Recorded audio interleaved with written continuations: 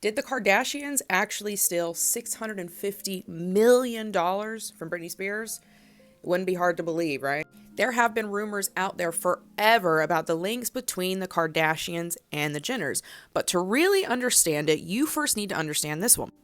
This is Lou Taylor, and Lou Taylor is the CEO and president of TriStar Sports and Entertainment Group, which is a huge management company that manages a bunch of superstar celebrities. Now, Lou Taylor was once Jamie Lynn Spears' manager, and then she became Britney Spears' manager, and this is where her history gets pretty patchy.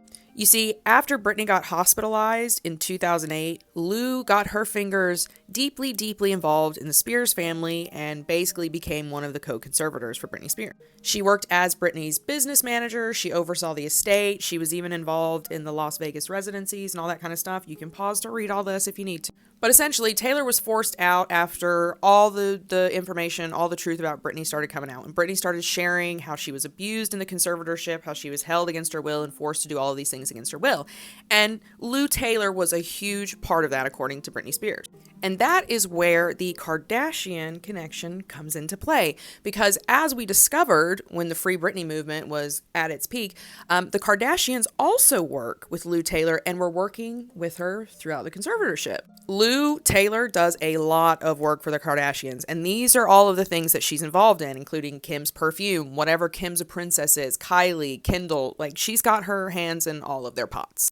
Needless to say, when all of this information came out about how the Kardashians were attached to someone who had did such horrible things to Britney Spears, the Britney Spears Kardashian crossover fans were not happy, and the Kardashians actually did get a lot of fallout about their involvement with Lou Taylor. And the Kardashian media machine responded fast, right? Kim watched the documentary and came out and said, "Oh my gosh, I have so much empathy for Britney Spears."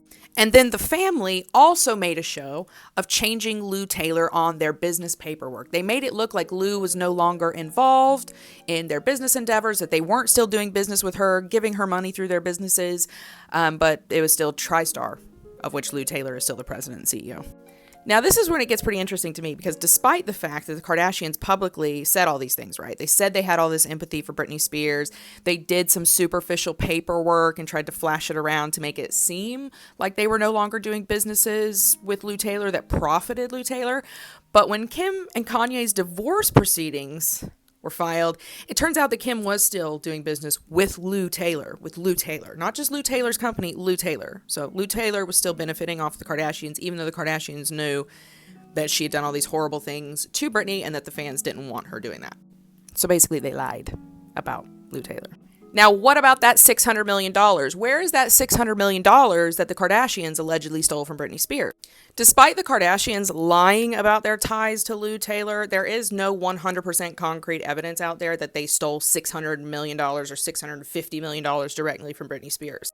Now, there are rumors of some dodgy transactions, potentially, allegedly, dodgy transactions that all happened around the same time that involved Jamie Lynn Spears, the TriStar management group, and some of the Kardashian businesses. But again, the waters are muddy. There's no concrete evidence, proof, printed information that I could find to show you here that they stole $600 million from Britney.